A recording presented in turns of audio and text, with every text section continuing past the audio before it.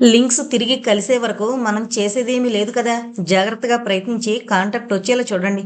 బహుశా కాంటాక్ట్లో లేకపోయినా ఈ పాటికి అక్కడ పైలట్లిద్దరూ రిపేర్ వర్క్ మొదలుపెట్టే ఉంటారు. Let us hope so. నేను నా ఛాంబర్లోకి వెళతాను. నేను మానిటర్ చేస్తుంటానులేండి. భారంగా అడుగులు వేస్తూ తన ఛాంబర్లోకి నడిచాడు. వెనక నుంచి స్పేస్ షటిల్ లింకులు కూడా పోయాయి. అనౌన్స్మెంట్ వినపడింది. గదిలోకొస్తూనే కుర్చీలో కుప్పకూలిపోయాడు బృహస్పతి. అతని బుర్రంతా అగ్నిపర్వతంలా వేడెక్కిపోతోంది. కొంతసేపు అలాగే కళ్ళు మూసుకుని వాలిపోయాడు. కొంత తేరుకున్నాక చకచక తన టీ ప్యాడ్ తీసి అంతరిక్ష కేంద్రంలోని తన ఛాంబర్కు రమ్మని జ్ఞానేంద్రకు మెసేజ్ ఇచ్చాడు. అంతరిక్షంలోకి పంపిన 3 స్పేస్ షటిల్స్ ఏ క్షణాన ఎక్కడున్నాయో క్షణక్షణం వదలకుండా చూడ్డానికి తన ఛాంబర్లో కూడా ఏర్పాట్లు చేయించుకున్నాడు బృహస్పతి.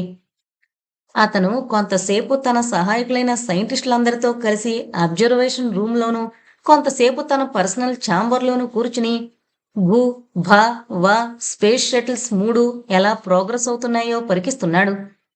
జ్ఞానేంద్రకు మెసేజ్ ఇచ్చాక తను చేసిన పనికి తనే ఆశ్చర్యపోయాడు. జ్ఞానేంద్ర ఇక్కడికి రాకపోయినా అతనితో తను రహస్యంగా సంభాషించొచ్చు. కానీ అతనిక్కడికొచ్చి తనతో కూర్చుని ఇదంతా చూడాలి, తనతో సమస్యను చర్చించాలి అని తన మనసుకి ప్రగాఢంగా అనిపించింది. అతనిని కంప్యూటర్ స్క్రీన్ మీద చూస్తూ అక్కడ ఉన్నట్టే చర్చలు చేయొచ్చు. కానీ ఎన్ని రకాల సౌకర్యాలున్నా క్లిష్ట సమయంలో మనిషికి మనిషి తోడు, పక్కనే సామీప్యం, సన్నిధానమిచ్చిన మనశ్శాంతి మరేది ఇవ్వదు. హ్యూమన్ ఇన్స్టింక్ట్ అంటే అదేనేమో. ఇది ప్రతి మనిషికి ఒక ముఖ్యమైన మానసిక అవసరం కాబోలు. ప్రకృతి మీద ఎన్ని విజయాలు సాధించినా మనిషి మానవ ప్రవృత్తిని అనుసరించే బతకాలి. స్పేస్ షటిల్ క్షేమంగా కామెట్ ఫ్యూచరో మీద ల్యాండ్ అవడం పట్టరాని సంతోషం కలగవలసింది. కానీ కలగలేదు. పట్టరాని టెన్షన్తో బుర్ర పగిలిపోతుందేమో అనిపిస్తోంది. ప్రొఫెసర్ జ్ఞానేంద్ర రోబోటిక్ అనౌన్స్మెంట్ వినపడి అలసటగా మూసుకున్న కళ్ళు తెరిచి లేచి నుంచున్నాడు. జ్ఞానేంద్ర మౌనంగా వచ్చి కూర్చున్నాడు. బృహస్పతి కూడా అతని పక్కనే కూర్చున్నాడు. తనకంటే వయసులో పెద్దవాడు, అనుభవజ్ఞుడు అయిన జ్ఞానేంద్రకు అలా దగ్గరగా కూర్చోవడం వల్ల ఏదో తెలియని భద్రతాభావం కలిగింది బృహస్పతికి.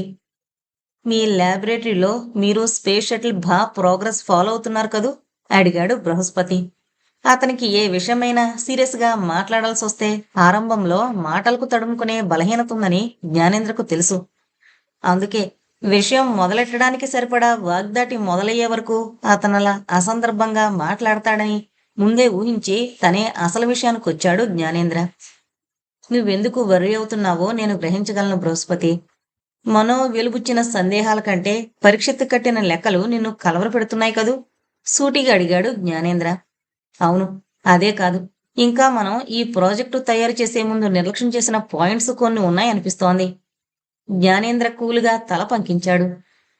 పరీక్షిత్తు చేసిన ప్రెడిక్షన్స్ తప్ప అతని ఉద్దేశం ప్రకారం అతనన్నేమిటి, మనో అధరవ్ కూడా అలాగే పప్పులో కాలేశారు. వాళ్ళ ఉద్దేశం ప్రకారం కామెట్ ఫ్యూచరో సూర్యుడి చుట్టూ ఒకసారి ప్రదక్షిణ పూర్తి చేస్తే 1 సంవత్సరం గడిచినట్టు. బృహస్పతి, నువ్వొక సంగతి మరిచిపోతున్నావు. సూర్యుడి చుట్టూ కక్షలో ప్రదక్షిణ అనేది మన భూమి, సూర్యుడు, ఇతర గ్రహాలు కూడిన మన సౌర కుటుంబానికి చెందిన నియమం. మన భూమికి సంబంధించిన నియమం. నొక్కి నొక్కి అన్నాడు జ్ఞానేంద్ర. బృహస్పతి ఏమీ మాట్లాడలేదు. జ్ఞానేంద్ర మళ్ళీ అందుకున్నాడు. ఫస్ట్ పాయింట్, కామెట్ ఫ్యూచరో మన సౌర కుటుంబానికి చెందింది కాదు. అంతరిక్షంలో మరో విశ్వం నుంచొచ్చి ప్రతి 200 ఏళ్లకొకసారి మన సూర్యుడి చుట్టూ దీర్ఘ చతురాస్రాకారపు కక్షలో తిరిగి మరో విశ్వంలోకి ప్రయాణించిపోతుంది. ఇప్పుడు కామెట్ ఫ్యూచరో మన విశ్వాన్ని వదిలిపెట్టి తన విశ్వం వైపుగా పోతోంది. ఇంకా తనకు చెందిన విశ్వంలోకి ప్రవేశించలేదు. అది తన విశ్వంలోకి ప్రవేశించేలోపే స్పేస్ షటిల్ భూమికి తిరిగొచ్చేస్తుంది. ఇప్పుడు శూన్యమైన అంతరిక్షంలోనే ఉంది కాబట్టి మనం లెక్కగట్టగలిగే కాల ప్రమాణాలు దానికి వర్తించవు. No need to worry. నేను సౌర కుటుంబానికి చెందిన కాల ప్రమాణాల గురించి ఆలోచించట్లేదు. మనం సమకూర్చిన వేగ ప్రమాణాల గురించి చింతిస్తున్నాను. కొన్ని వేల భావి సంవత్సరాల వేగంతో ఆ కామెట్ పోతున్నప్పుడు ఆ భావి సంవత్సరాల్లోకి మానవ శరీరం కూడా వెళ్ళిపోతుంది. మానవ శరీరాలు మధ్యలోనే ఎక్కడో ప్రాణం కోల్పోవడమే కాదు, తునాతునకలై రోదసి ధూళిలో కలిసిపోతాయి. బృహస్పతిలో సన్నని వణుకు ప్రారంభమైంది. అలా జరుగుతుందని నేను అనుకోవట్లేదు. కానీ మన క్యాలిక్యులేషన్స్లో 0.001% ఎర్రర్ ఉన్నా నువ్వు చెప్పింది సంభవమే. కానీ మనం ప్లాన్ చేసేటప్పుడు ఎక్కడా ఎర్రర్ డిటెక్ట్ అవ్వలేదు. కాస్త వరీడ్గా ఆలోచిస్తూ అన్నాడు జ్ఞానేంద్ర. అప్పుడు మన దృష్టి మన ప్రాజెక్టు సఫలం అవడం మీదే ఉంటుంది. అయినా అంత నిర్దిష్టంగా ప్లాన్ చేసిన ఇప్పటి వరకు ఏ సైంటిఫిక్ ప్రయోగము హ్యూమన్ ఎర్రర్ మనిషి వల్ల కలిగే పొరపాటు నుంచి తప్పించుకోలేదు. బాధగా అన్నాడు బృహస్పతి. అవును, 21వ శతాబ్దంలో బిగ్ బ్యాంగ్ను పునఃసృష్టించాలి అని సైంటిస్టులు ప్రయత్నించారు. 2 దశాబ్దాల పాటు కొన్ని వందల మంది సైంటిస్టులు ప్రణాళికలు వేసి $10 బిలియన్ డబ్బు ఖర్చు పెట్టి జెనీవాలో పార్టికల్ కొల్లైడర్ ఏర్పాటు చేశారు. ఆఖరి క్షణాల్లో అనుకోని స్నాగ్స్ డెవలప్ అయ్యాయి. ఆ ప్రయోగం ఆగిపోయింది. సైన్సు చరిత్రలో అదొక రహస్యంగానే మిగిలిపోయింది. ఎన్నో సృష్టి రహస్యాలు బయటపడతాయి అని ఎదురు చూసిన సామాన్య మానవుడికి నిరాశే మిగిలింది. ఆల్ రైట్, జరిగిపోయిన చరిత్ర నుంచి పాఠాలు నేర్చుకుందాం. ఇప్పుడు మనకి అనుకోకుండా ఈ పాయింట్ తట్టింది కాబట్టి ఇప్పటికి స్పేస్ షటిల్ ముందు కార్యక్రమం అంతా క్యాన్సిల్ చేసి వెనక్కి పిలిచేద్దాం. మానిటర్ వైపు వెళుతూ చటుక్కునాగి, ఇదే సమస్య స్పేస్ షటిల్ భూలో కూడా వస్తుంది. వాళ్ళని కూడా క్యాన్సిల్ చేసుకుని వచ్చేయమనాలి. ఈ సమస్యకు పరిష్కారం కనుక్కున్నాకే మళ్ళీ ఈ ప్రాజెక్ట్ను టేకప్ చెయ్యాలి. ఇంకా ఏదో చెప్పబోయాడు జ్ఞానేంద్ర. అదే నేను చెప్పాలనుకున్నాను. ప్రాజెక్టు భూ తలచుకుంటే ఇంకా భయం వేస్తోంది. వాళ్ళు ఏమవుతారు? ఆ స్పీడుకి వాళ్ళ శరీరాలు ఎంబ్రియో స్టేజ్కి, ఆ తర్వాత జీవ పరిణామ క్రమంలోని ఏకకణ జీవులుగా మారిపోతారా అని అంటున్నప్పుడు బృహస్పతి కంఠం కంపించింది. ఇంతలో scientist Demonax wants to see you sir. Security robo ఒకటి సమీపించి బృహస్పతికి రిపోర్ట్ చేసింది. టెన్షన్తో వణికిపోతున్న Brihaspati, to hell with Demonax అని కోపంగా అరిచాడు. కమాండ్ నాట్ క్లియర్ అంది రోబో యాంత్రికమైన గొంతుతో. గుర్రుమంటూ రోబోలో ఇన్స్టాల్ అయిన డిక్షనరీ హెజారాస్ పని మొదలుపెట్టాయి. Anyway demon and hell are related words. అంత టెన్షన్లోనూ జ్ఞానేంద్రకు రోబో యాంత్రికంగా చెప్తున్న మాటలు నవ్వు తెప్పించాయి. స్టాప్ ఇట్, గావుకెక్క పెట్టాడు బృహస్పతి. రోబో టక్కున ఆగిపోయింది. Demonax to wait in the ground control room, go. Brihaspati కేకలకు భయపడిపోయిందల్లా నిశ్శబ్దంగా వెళ్ళిపోయింది రోబో. మనం ఇప్పుడు ఇక్కడ ఉండుంటే ఈ రోబో మాటలకు నవ్వేది అంటూ మానిటర్ వైపు అడుగులు వేస్తున్న జ్ఞానేంద్ర బృహస్పతి తన వైపు అదో జాలిగా చూస్తున్నట్టు గ్రహించలేదు. చకచకా అడుగులు వేసి స్పేస్ షటిల్ మానిటర్ వైపు నడిచిన జ్ఞానేంద్ర అందులో కనిపిస్తోన్న దృశ్యం చూసి షాక్ తిన్నట్టు ఆగిపోయాడు. What is this? తన కళ్ళను తనే నమ్మలేని వాళ్ళ బృహస్పతి సాయం కావాలి అన్నట్టు చూశాడు. మానిటర్ మీద ఆర్బిటార్ దృశ్యం స్పష్టంగా కనిపిస్తోంది. పైలట్ ఆస్ట్రోనాట్లిద్దరూ స్లీప్ పొజిషన్లో గాఢ నిద్రలో ఉన్నట్టు తెలుస్తోంది. మిగిలిన వారెవ్వరి జాడా లేదు. వాళ్ళు తమ ఆర్బిట్ వదిలిపెట్టి వెళ్లవలసిన సమయం కాదిది. ఏంటిది? ఏరి వాళ్ళు? వణుకుతున్న గొంతుతో అడిగాడు జ్ఞానేంద్ర. ఎస్, అందుకే మిమ్మల్ని పిలిచాను. వాళ్ళు తమ ఫ్యూచర్ గురించి డౌట్స్ డిస్కస్ చేసుకుని కామెట్ ఫ్యూచర్ మీద ల్యాండ్ అయ్యేంత వరకు అంతా సవ్యంగానే ఉంది. ల్యాండ్ అయిన మరుక్షణం నుంచి కొంతసేపటి వరకు ఎర్త్ స్టేషన్తో లింక్స్ తెగిపోయాయి. ఇటువంటి చిన్న చిన్న ఇబ్బందులు మామూలే కదా. లింక్స్ మళ్ళీ వాటంతటవే రిస్టోర్ అవుతాయని ఎదురు చూశాను. మీరొచ్చే ముందే మళ్ళీ ఆ స్పేస్ షటిల్తో లింక్ ఏర్పడింది. అప్పట్నుంచి ఈ దృశ్యం తప్ప మిగతా నలుగురి జాడా లేదు, బాధగా చెప్పాడు. జ్ఞానేంద్ర కళ్ళల్లో కన్నీళ్లు తిరిగాయి. తనే ఏదో తప్పు చేసినట్టు మౌనంగా తలొంచుకున్నాడు బృహస్పతి. గోడ మీద బృహస్పతి పర్సనల్ మానిటర్ లైటు వెలిగి సహాయకుడు సైంటిస్టు స్కోరోజీని ముఖం కనిపించింది. డెమోనాక్స్ ఇక్కడ గొడవ సృష్టిస్తున్నాడు. సెక్యూరిటీ చీఫ్కి మెసేజ్ ఇచ్చాను అన్నాడతను. మీరు రావడం మంచిది సార్ అన్నాడు. That mad fellow, that demon. పళ్ళు పటపట్లాడిస్తూ గ్రౌండ్ కంట్రోల్ రూమ్ వైపు నడిచాడు బృహస్పతి. షాక్తో మతిపోయిన వాడిలా అతని వెంటే నడిచాడు జ్ఞానేంద్ర. ఏమవుతోంది? ఏమయ్యారు వీళ్ళు? అసలు స్పేస్ స్టేషన్ నిండా యంగ్ పర్సన్స్ ని నింపి తప్పు చేశామనిపిస్తోంది. అంతా కుర్రకారు చేష్టలు. వాళ్ళ ప్రోగ్రాంలో స్పేస్ వాక్ లేదు. పైగా నో కమ్యూనికేషన్. కేకలు పెడుతున్నాడు డెమోనాక్స్. కమ్యూనికేషన్ లింక్స్ ఏవో డ్యామేజ్ అయ్యుంటాయి. వాళ్ళందరూ సమర్థులైన యువత యువకులు. They are all very efficient young persons. బాధ్యతారహితంగా ప్రవర్తించే వాళ్ళెవరూ లేరందులో. డెమోనాక్స్ వైపు కోపంగా చూస్తూ తన మనసులోని బాధను ఆదుర్దాను అణిచిపెట్టి వివరించాడు Brihaspati. Cool down Demonax. Links establish అయ్యాక వాళ్లే ఎక్స్ప్లెయిన్ చేస్తారు. ముందు లింక్స్ రిస్టోర్ అవ్వాలిగా. ఈవెన్ దట్ బ్లడీ పరీక్షిత్ అన్నాడు డెమోనాక్స్. డెమోనాక్స్ ఎందుకంత అప్సెట్ అవుతున్నాడో అర్థం కాలేదు అక్కడెవ్వరికి. టెక్నాలజీ అంత అభివృద్ధి చెందిన లాస్ట్ మినిట్లో ఏదో లోపం, స్నాగ్ డెవలప్ అవడం సైన్స్ ఎక్స్పెరిమెంట్స్లో మామూలే. దానికి ఇతను ఇంతలా క్రోధం తెచ్చుకుని టెంపర్ లూజ్ చేసుకోవడం ఎందుకు? అసలు ఇందులో ఇతనికి వచ్చిన నష్టమేమీ లేదు. ఈ ప్రాజెక్ట్లో అతనిది సత్రకాయ లాంటి పాత్ర. అక్కడ ప్రాబ్లమ్స్ ఎదుర్కొంటున్న క్రూదే బాధ్యత అంతా. స్పేస్ షిప్ భూ కూడా చాలాసేపు మనతో సంబంధం తెగిపోయి ఇన్కమ్యూనికేట్ అయ్యింది కదా. అలాగే ఇక్కడ ఏదో స్నాగ్. బృహస్పతి మాట పూర్తి కాలేదు. సార్ సార్ స్పేస్ షటిల్ భూతో కాంటాక్ట్ పూర్తిగా తెగిపోయింది సార్. ఇందాకొస్తున్నట్టు మసక మసక ఇమేజెస్ కూడా రావట్లేదు సార్. ఎందుకో తెలీదు సార్. వాళ్ళు స్పేస్ షటిల్ వేగాన్ని విపరీతంగా పెంచేశారు సార్. చాలా డేంజరస్ అంటూ ఆ మానిటర్ వద్దున్న సైంటిస్ట్ ఉద్వేగంతో అరిచాడు. డెమోనాక్స్ పిచ్చివాడిలా కేకలు పెట్టాడు. To hell with that bloody old Bhu. Nobody is bothered by it. ఆ భూ స్పేస్ షిప్ ఏమైనా ఎక్కడికున్నా నాకు అనవసరం. ఇక్కడ ఈ బా is my concern. Especially that woman Golda. I like her divines look. క్రూరంగా నవ్వాడు డెమోనాక్స్. బృహస్పతి కోపం పట్టలేకపోయాడు. Shut up Demonax. I don't tolerate such talk. Never repeat this behaviour. ఇంకెప్పుడు నీ సొంత బలహీనతలు ఇక్కడ మాట్లాడుకు. నీకు గోళ్లకి మధ్య ఏం గొడవలున్నా అవి ఇక్కడ ఈ ప్రాజెక్టుకు సంబంధం లేదని మర్చిపోకు. మనం మాట్లాడవలసింది మన పరిశోధన గురించి తప్ప వ్యక్తిగత ఇష్టాయిష్టాల గురించి కాదని గుర్తుంచుకుని మాట్లాడు. ఇంకొక విషయం గుర్తుంచుకో. ఈ ప్రాజెక్టులో నీ సంబంధం మర్చిపోయినట్టున్నావు. నువ్వు ఆర్కిటెక్ట్ రీజియన్లో వాతావరణం మీద పరిశోధనలో ఉన్నవాడివి. ప్రభుత్వం నేను ఇక్కడికి ఎందుకు పోస్ట్ చేసిందో నాకు తెలీదు. సరే, నీకు ఇక్కడ ఇచ్చిన అంశం స్పేస్ షటిల్స్ ఏవైనా తన ప్రయాణంలో మార్స్ మీద ల్యాండ్ అయితే జిట్స్ని స్టడీ చేయడంలో గైడ్ చేయడం వరకే నీ డ్యూటీ. అంతే.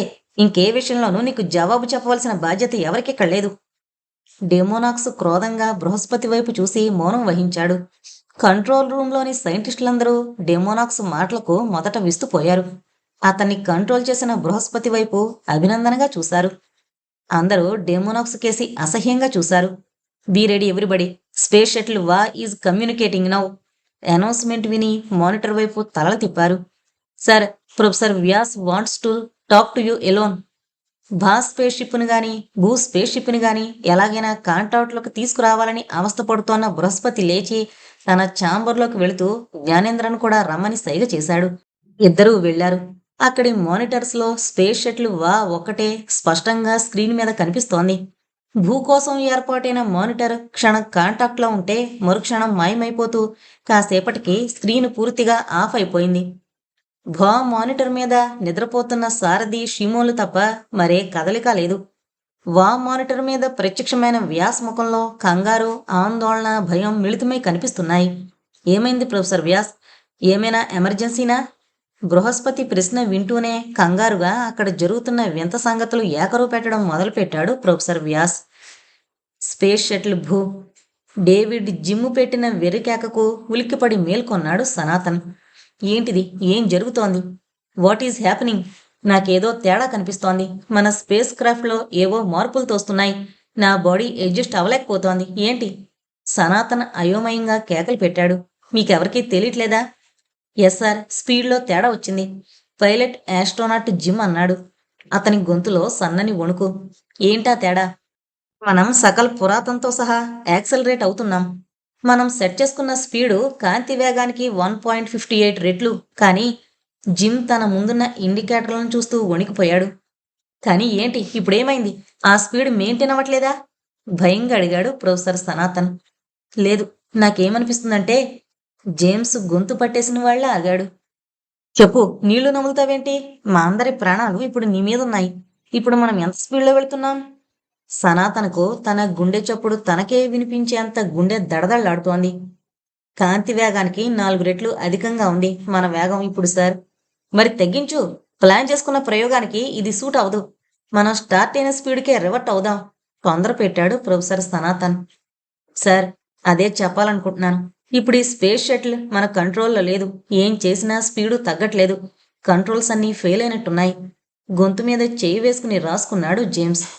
అతని గొంతుని ఎవరో నొక్కేస్తోన్న బాధ కలుగుతోంది. క్షణానికి బాధ ఎక్కువవుతోందే గాని తగ్గట్లేదు. ఆర్బిటార్లో ఉన్న మిగతా వాళ్ళు కూడా రకరకాల బాధలతో మెలికలు తిరిగిపోతున్నారు. My God, now what? గొంతు పెగల్చుకుని అరిచాడు professor Sanatan. Nothing sir, we can do nothing. మనమేం చేయలేం. ఏమైనా చేస్తే ఎర్త్ స్టేషన్ వాళ్లే గ్రౌండ్ కంట్రోల్ నుంచి చెయ్యాలి. అయితే ఎర్త్ స్టేషన్కి కమ్యూనికేట్ చేయి, వెంటనే యాక్షన్ తీసుకోమను. కాంటాక్ట్ లేదు సార్. వాట్? My goodness! ఈ స్పీడ్ మన స్పేస్ క్రాఫ్ట్ తట్టుకుంటుందా? స్పేస్ క్రాఫ్ట్ తట్టుకుంటుందేమో తెలీదు, కానీ మన శరీరాలే తట్టుకోలేకపోతున్నాయి. ఇంక మనం తిరిగి వెళతామన్న ఆశ చచ్చిపోతోంది సార్. నో, మనం ఓడిపోకూడదు. ఏమైనా చెయ్యి. మనం అనుకున్నది సాధించే వరకు ప్రాణాలు నిలిస్తే చాలు. ప్రాణాలు నిలిచినా మనం అనుకున్నది అనుకున్నట్టుగా జరగకపోవచ్చు. మనం డైనోసార్ కాలం నాటి గతంలో భూమిని దర్శించుకుందాం అనుకున్నాం. కానీ ఈ స్పీడు మనకి ప్రైమారిడియల్ ఎర్త్ని చూపిస్తోంది. అదేనా మనం ఇంకో అరగంట దాకా ప్రాణాలతో ఉంటే? అరెరే! ఎన్నో శతాబ్దాలుగా ప్రయత్నాలు చేస్తూనే ఉన్నాం. డైనోసార్స్ ఉన్నప్పటి భౌగోళిక పరిస్థితులు చూసి అసలు డైనోసార్స్ ఎందుకు భూమి మీద నుంచి మాయమయ్యాయో కనిపెట్టాలని. ఇప్పుడు కూడా సక్సెస్ అవ్వలేకపోతున్నాం. ఇంతకీ పోనీ మనం క్షేమంగా భూమిని తిరిగి చేరగలమా అని అడిగాడు సనాతన్. క్షేమంగా చేరగలమని ఆశిద్దాం. ఈ స్పీడులో వెళితే మనకి స్పేస్ షటిల్ ఎదురవ్వచ్చు. ఎర్త్ స్టేషన్ కాంటాక్ట్ రావట్లేదని వాళ్ళకి సందేశం ఇవ్వగలిగితే వాళ్లే మనని రెస్క్యూ చేయగలరు సార్. ఆశ వదలని జేమ్స్ అది అసంభవం అని తెలిసినా అలా జరుగుతుందని నమ్మాడు. Earth station. సార్, నోటీస్ చేశారా? చాలా ఆశ్చర్యకరమైన సంగతి. Something very strange is happening out there. ఉన్నట్టుండి మార్స్ మీద మరో 3 ఎలకలు ప్రత్యక్షమయ్యాయి. పర్సనల్ మానిటర్ మీద సర్కోజీని ప్రత్యక్షమై చెప్పాడు. అదే చెప్తున్నాడు ప్రొఫెసర్ వ్యాస్. బృహస్పతి తన ఛాంబర్లోంచి పలికాడు. Another incident. ఇంకా వింతైన సంఘటన. Stranger still. ఏంటది? స్పేస్ షిప్ స్పీడు విపరీతంగా పెంచేశారు. ఎందుకు? కారణం తెలీదు. ఇంకో ముఖ్య విషయం, ఇప్పుడే డెమోనాక్స్ ఎందుకో బయటకు వెళ్ళాడు సార్. ఎందుకో గాని తనలో తను విపరీతంగా నవ్వుకుంటున్నాడు. ఇది అన్నింటికంటే వింతైన విషయం.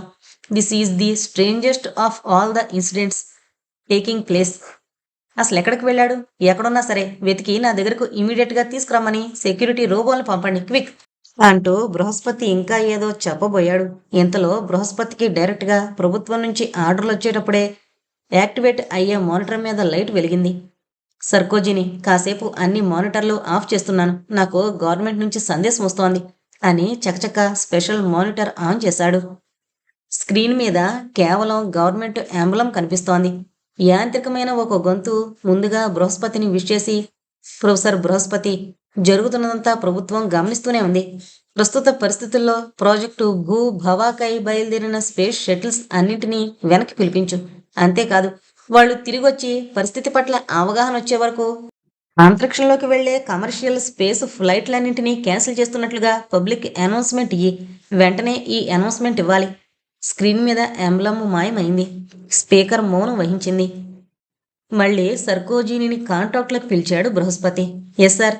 ఆదుర్దాగా ఉంది సర్కోజీని ముఖం. డెమోనాక్స్ ఇంకా పట్టుబడలేదు సార్.